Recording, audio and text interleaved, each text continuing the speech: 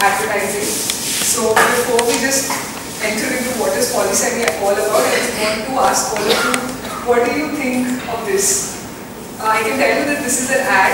If you could take a wild guess on which brand is it representing or what product? Perfume. Any other guesses? Coke.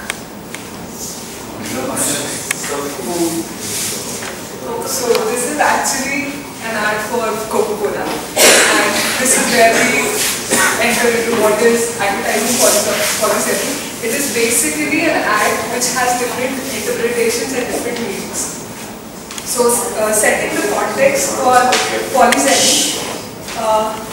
So first, in this contemporary age where we're actually dealing with one-to-one marketing, mass customization, where we have online forums, it is very imperative for brands to either find ways to keep innovating their brands, innovating their marketing mechanisms, and stick to what customers want, stick to their desires, their specific goals. So one way of doing it, either they keep narrowing down their entire brand product portfolio and try to make as many brands as possible catering to different needs of people, or another way of doing it is to embed flexible elements to the same brand, flexible meanings. In that context comes Polysemy, and that is where we have the whole philosophy of strategic ambiguity. That's what the marketers today do. So why we call it strategic ambiguity? Because it is a strategy to make your ad ambiguous, to insert meanings to it that can be comprehended in different ways by different people. There is also quite a research done on the very aspect that we as people get influenced by ads depending upon our subcultural orientation, our surroundings, and the setting in which we view the ad. So there are two forms of Polysemy, the synchronic and the diachronic form. Before we split into the meaning, I will just show you what I have.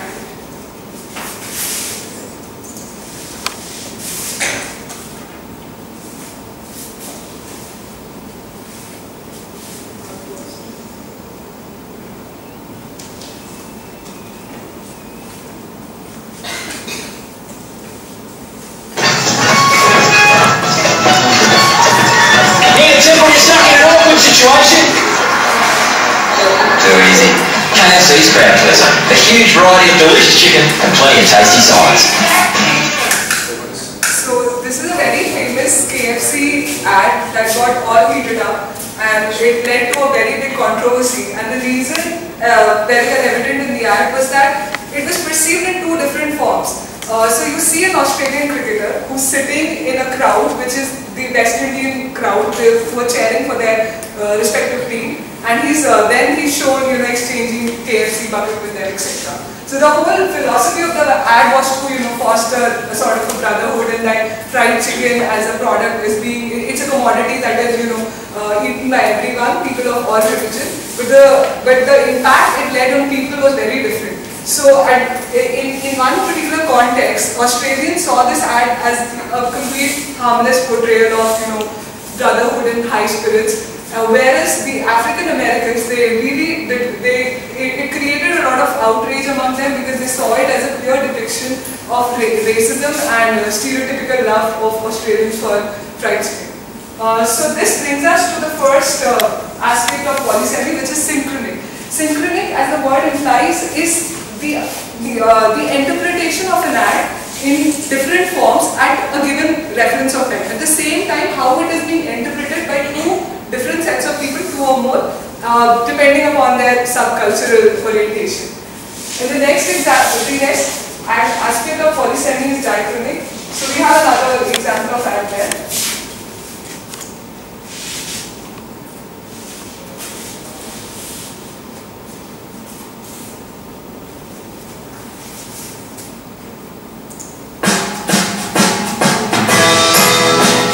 We all love.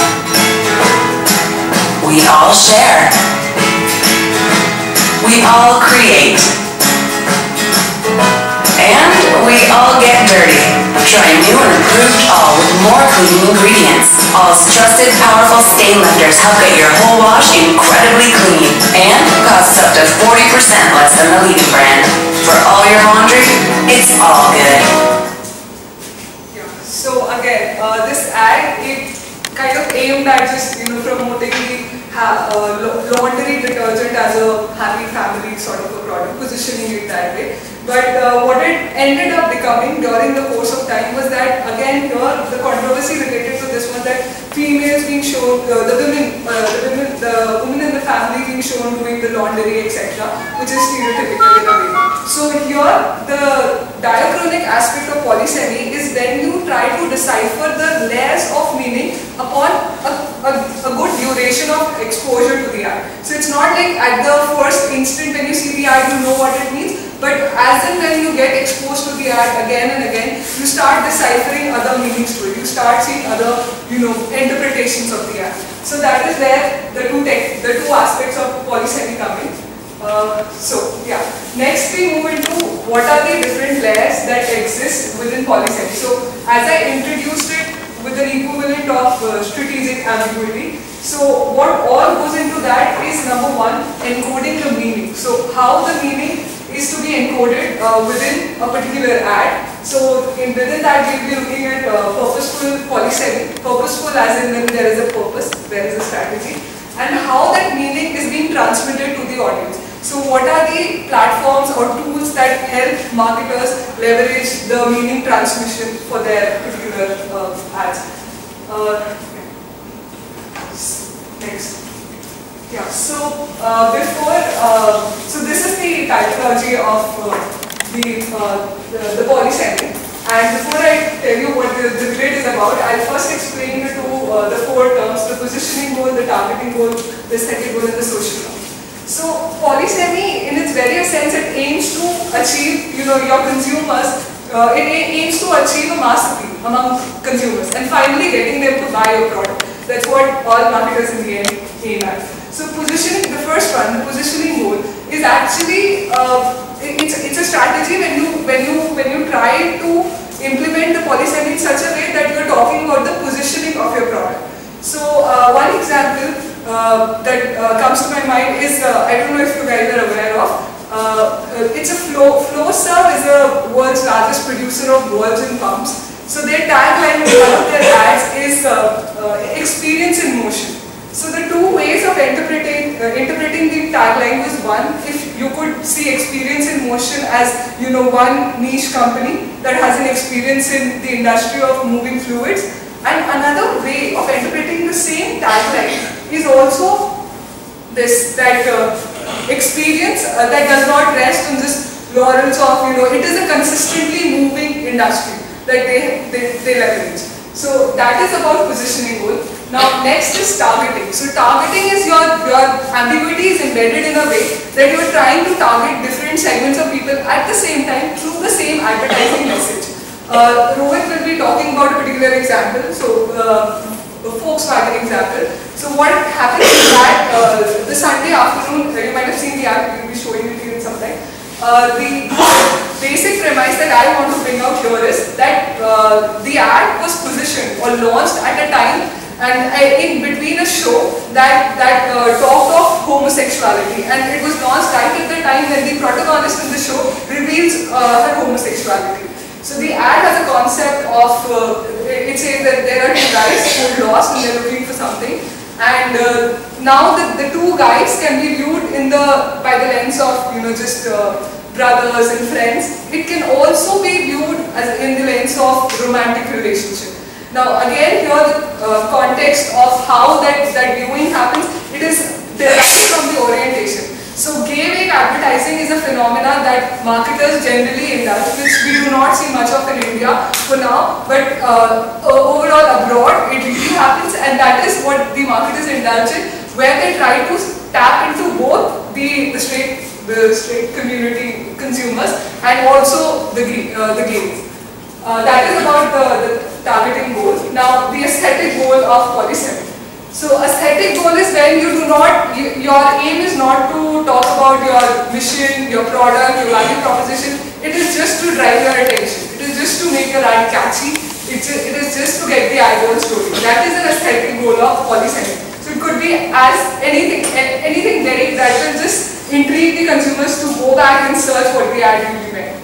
And then the social norms. So When we talk of social norms, I'm sure you all are aware, there's a reason I did not use that ad, because given the paucity of time. The latest Airtel ad, where the woman is shown as the boss and the husband is actually an employee, a subordinate to the woman in office. So that is an ad which is an example of, it has created controversy in the society, and it is breaking the convention that has existed, that has been entrenched in the society for a long time. So social norms are ads which aim at breaking those conventions, making them viral ads, making people share those ads across all the online social media platforms. So that is about the 4 goals or objectives of polysemy. And now there is the typology of the purposeful polysemy or strategic ambiguity is that when you view positioning goal and targeting goal, there is a reason to do them, which is why we put them in the strategic segment, whereas aesthetic and social norms, they are more of your tactical orientation. Now, I'll explain through an example, the positioning goal and the aesthetic goal, why I have clubbed it into synchronic, and why targeting goal and social norms goal are diagonal. Yeah. So again, same question. What is this ad about? Squeezing ketchup. Okay. Anything else? Anything else that you see in this ad? I think that's kind of like cleaning. Sorry? Cleaning. Cleaning. Cleaning what? So So that is, the logo you see in the print ad, it's very pretty, it's not visible. So this is a kind of an ad which is in the left side of the grid, the positioning and the aesthetic. Aesthetic, not because it is aesthetic, it might look dirty to people, but because it is catching attention. And secondly, it is positioned its product. So everything else has ketchup except for white blouse or shirt, whatever that is. Except that, it's clean. So that is what the Yadav's message is in this ad. Next, another example. Yeah. What is this ad now? Sorry? Light bulbs. Light bulbs. Light bulbs. Okay. So when I got this ad. New album. Michael Jackson's new album. Okay. That's interesting. So, yeah. So this is a WWF ad. It has a social message that consuming the earth is consuming your future. So again, this is an example of the targeting and the people it is targeted at, and the social value, the social message attached to it. Yeah. So next we come to meaning transmission. Now that we've looked at what polysemy, what techniques are there and why it is there in the first place in the industry, then we look at how the meaning is transmitted. So there are 2 predominant tools of meaning transmission. That is the media and the social context. So the media context is whatever ad you create, whatever thing that you call an ad you create, the marketers create. Media has a very grand role in it. So anything that gets created can really impact the masses, given that it is served with the right medium. So if you see, this is a magazine, on the left side there's a magazine that has an article, more doctors smoke camels than any other city. So the magazine is actually an educative magazine, and it is talking about this particular brand. So again, placement of your brand in the right media, and cover the cosmetic brand, whatever that is. So that is another example. And next is social context. So we derive a very premise from the fact that the way we interpret our ads is actually dependent upon our orientation in the social environment, our surroundings. So what happens in the social context is that depending upon the kind of people you're viewing the ad with, your meaning, your interpretation of it changes completely. For example, an ad which you see in a TV, an ad which you see in a newspaper may rest with you for a longer time with a different meaning altogether than when you view the same ad in TV with your friends, which you may happen to discuss later. So that is the social context. Again, in the media and social together, they can really wreak havoc with your polysemy. It can make it go haywire. It can also impact the consumers the right way. So that is, there has to be a right balance of these two for the right transmission of the meaning to the audience. So I leave it here, and then Rohit will talk about the culture. So I think we've spoken a lot about technicalities, we've gone about technicalities. First it sounded like a truckload of flow, but then let me tell you that it was imperative for us to talk about all this in order to lay a premise for our framework. So Anika already talked to you about encoding meaning and transmission meaning. I'm not sure how many of you got what it means, but I'll talk about decoding meaning. This is basically the way consumers basically interpret any kind of ad or any kind of meaning they see, any kind of statement they see. So you see, for understanding how an audience can interpret an ad which is different from any other kind of audience, there are basically three critical aspects. The first concerns the meaning making process. So basically they try to make sense, it's quite very obvious that they try to make sense of what the ad means. And then the next thing concerns the heterogeneity in consumer situations. I'll get back to that, it sounded very glorious, but yeah, nonetheless. And then finally, the last one concerns consumers' goals. So like I already talked to you, the first is meaning making process, which basically means what's the kind of sense that they make of an ad. So every ad, every logo for instance has two sides to it. So one of them is the denotative side, the other side is called the connotative meaning. So if you look at Apple's logo, the denotative meaning is that it's just a bitten apple, it means nothing. But then there's a hidden layer of meaning beneath it, which basically says that this is the biblical apple of knowledge. So that is the connotative meaning, and that is what is used by marketers to basically tell people, basically make people understand the interpretations. So if you take some iconic brands such as Coca-Cola, IKEA and Disney, it's not as much about the product as it is about the meaning associated with it. What is Coke? Coke is just a bottle full of aerated water, right? But then the kind of meaning they associate with it is that Coke signifies something like happiness, right? So all the advertisers, all the marketers have this one single agenda in mind, that is to put forth their intended meaning. But sometimes what happens is that because of certain reasons, people don't get the right message. Let's say for instance Coke says that you drink Coke, you're very happy, but then people don't get the right kind of message, and that is because of a couple of things. The first thing is interpretative communities. You see, the kind of interpretations that a person makes about a particular ad is dependent on their interpretative frames. So take for instance a B-school. So there was this B-school where MBA students were asked, what is the meaning of this phrase, Colgate's phrase, that make toothpaste for everybody else. So while the MBA students said that, the same question was also asked to high school teenagers as well. While the MBA students said that the else there signifies other competitors, the teenage high school kids, they told that the else there signifies consumers. So you see, there's this huge, divergent interpretations of the very same message. So this is what is used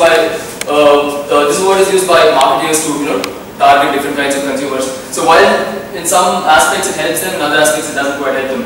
So I'll show that actually through our videos. So one more thing that happens is that restrictive readings. So you see, this is the symbol Louis Vuitton, but then in US, certain gang members associate Louis Vuitton's symbol as something that signifies gang membership. So Louis Vuitton, the symbol says it's white stars. So this is the kind of technique where marketers try to capture consumers that belong to a minority group, and it's not quite important from our context. Nonetheless, so these are few factors influencing the advertiser's interpretation.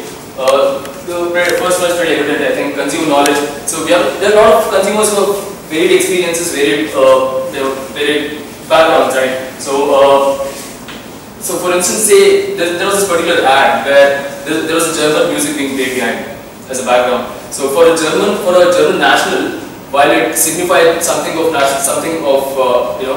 relating to his country, something which talked about the technical excellence of his country. On the other hand, for another tourist who had visited Germany, it would have been more like a nostalgic moment for him. So you see, there are two completely different interpretations here. You have a cold interpretation on one side and a kind of emotional, warm interpretation on the other side. And the next one is proximal context, which is basically dependent on the social, the immediate circumstances in which the decoding act takes place. So this is from a social context, the kind of things that happen in an environment that they pretty much dictate the kind of influence that the advertisement would have. And finally, you have digital contacts, which are basically cultural norms which will change the interpretation of the consumers. So well, so you're obviously aware of this. So Knights Just Do It tagline. So it has a couple of interpretations. For a college-going student like me, say who wants to participate in a marathon, it means don't be afraid, just do it. But for a lazy 50-something old man, who wants to go to the gym, it means something like don't be a lazy ass, just do it. And then so Skoda's Simply Clever. So Skoda makes use of this. Basically, it was during the communist era when Skoda's heritage was during Skoda's heritage. It meant low quality and low price. So Simply Clever was interpreted as clever in a simple way. But again, on the other side, on the flip side, to have competitive advantage of the rest of the companies, it meant simply clever or just clever, meaning they make use of innovative practices at a low cost in order to get their services delivered. So if you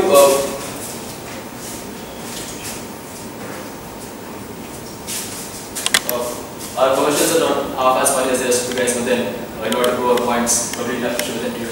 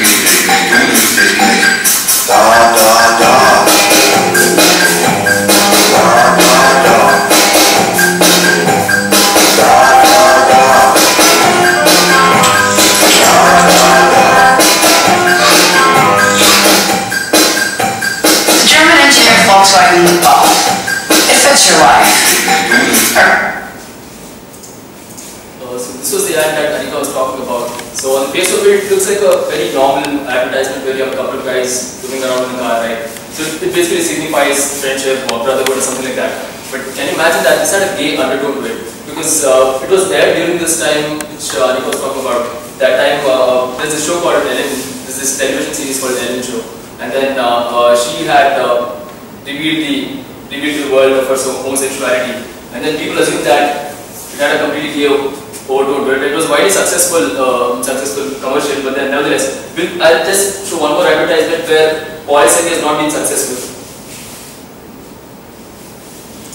So this is the advertisement for Hyundai iX35, about which I think we saw yesterday.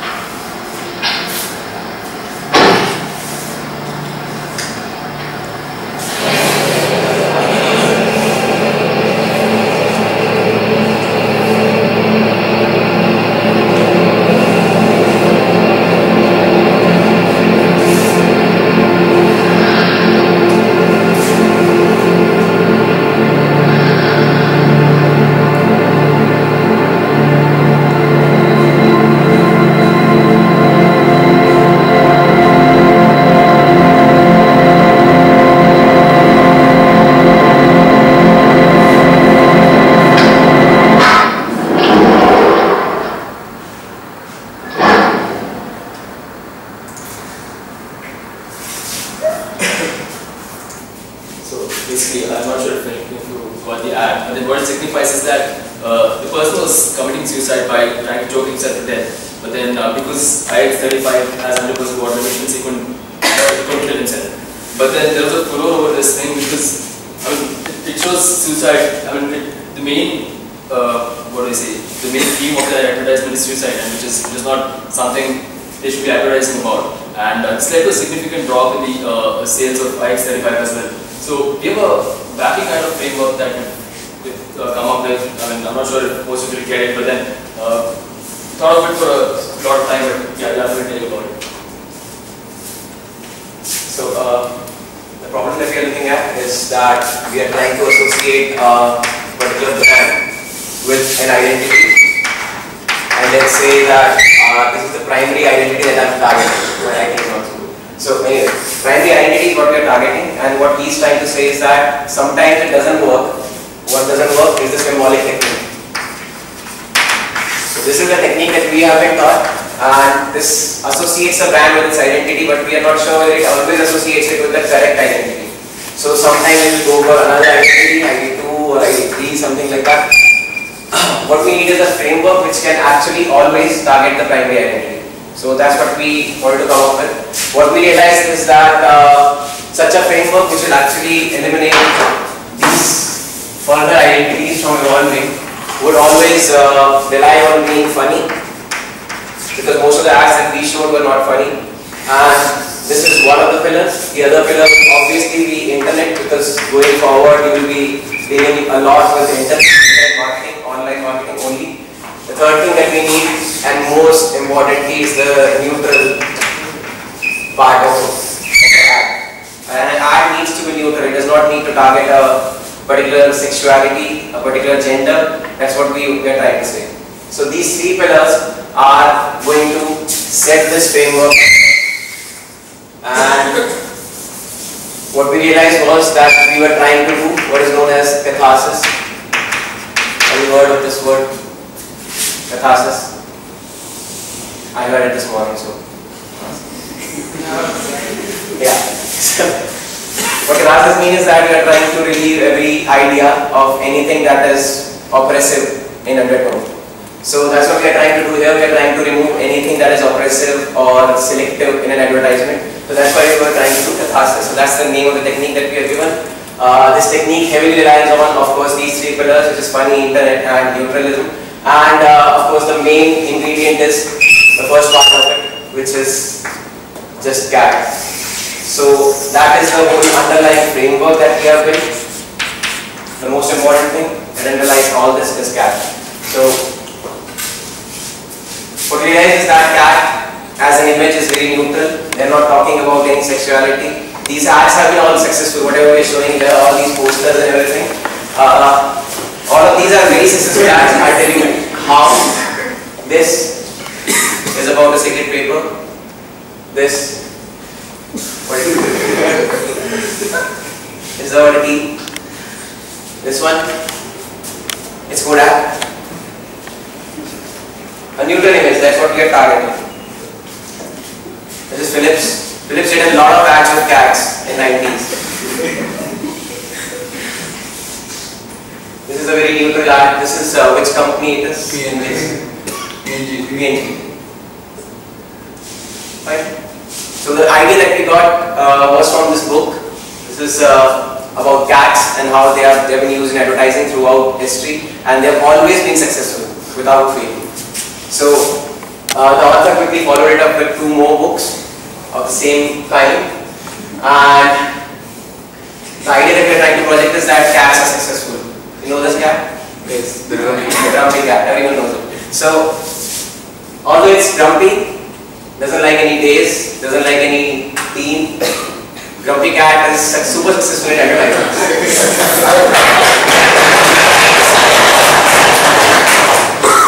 So you would not imagine, but it has always been successful. Grumpy cat, and this is not the only advertisement. There are many advertisements with grumpy cat which are always successful somehow. This guy, Scott Adams, he made Dilbert. So one of the most famous characters. Have you read Dilbert? Yes. The other famous characters, apart from of course Dilbert. The boss. So he outlined in his book how to fail, how again animals are used in the neutral sense in his comics always, and what he tries to say is that whatever idea you are projecting, it is always going to get through if you are using animals and funny animals. That's what he's trying to say. So he comes up with Catbird, that's one of his most famous characters. Of course he came up with other characters too. They were Dogbird and Ratbird. So these were again funny animals. So I'm not just saying that cats only sell, it's just that the basis of the idea catharsis is cats. That's why we have to bring that idea in. So I'm not saying that dogs don't sell, they do sell a lot. Again, always being successful. It's a neutral image. So dogs, cats, they don't associate you for your sexuality, for your gender, for your economic status, for your literary status. So these animals, they don't care. Again, they've always been successful, not just in advertisements, everywhere. So we know that this image is always going to be successful. And you might think that this is only for kids, although Peanuts is not. But these are for adults. The particular group of people that ma'am keeps talking about, the stoner group, loves these. Absolutely. Their most favorite, of course, is Tanwar. Okay, using these images again, these are highly racial cartoons. Okay, but still nobody minds. There has never been a controversy related to these cartoons, especially Simpsons. Simpsons was the first one, of course, and it's the most loved TV series right now. But nobody has ever created a controversy regarding Simpsons. Although they make fun of God, they make fun of American government, everything, nobody ever creates a controversy. Same thing about this. These kids, they actually cuss, and nobody minds. Right? This is a recent movie, Dead. I've seen it. Again, a stoner movie. Neutral. A teddy bear, it's not even an animal. So, there's no gender associated with it, but always works. Dead is a nice movie, I have been rating more than 8. Everything is great about this movie. Now, you might think that I'm just making this up, but that's not true. We all know that cats can be grumpy, they can be scared, they can give you all the expressions, they can smile, they can laugh, they can be cute, and of course they can be convincing. Our framework works.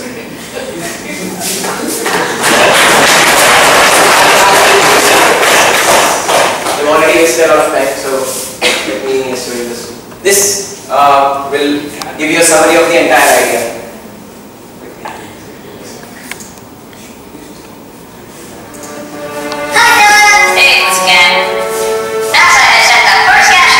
Here at Bouygues Telecom, we know you like it when we answer your calls quickly, and when we deal with your problems in a flash. Okay.